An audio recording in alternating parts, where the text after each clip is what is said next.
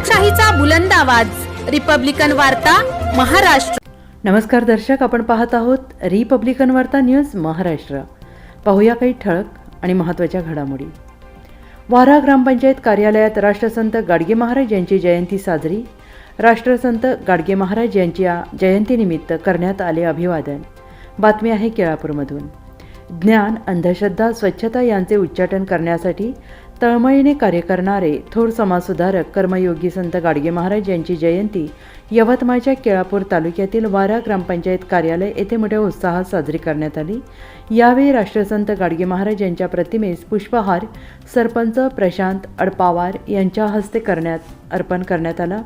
त्याचबरोबर ग्रामपंचायत परिसरामध्ये स्वच्छता करण्यात आली। यावेळी उपस्थित सरपंच प्रशांत अडपावार, तंटामुक्ती अध्यक्ष नानाजी खडसे, रोजगार सेवक सतीश पत्रकार, अंगणवाडी शिक्षिका वनिता गोरे, अंगणवाडी मदतनीस अनुराधा सीडाम, माजी उपसरपंच देवीदास मुरके, अपर्णा मालीकर, ग्रामपंचायत कर्मचारी चंद्रकांत सीडाम, सदस्य शारदा वगारहांडे, आशा सेविका रंजिता उमरे, संदीप पत्रकार, भगवान चुका बोटलावार यांच्यासह गावातील प्रतिष्ठित नागरिक उपस्थित होते।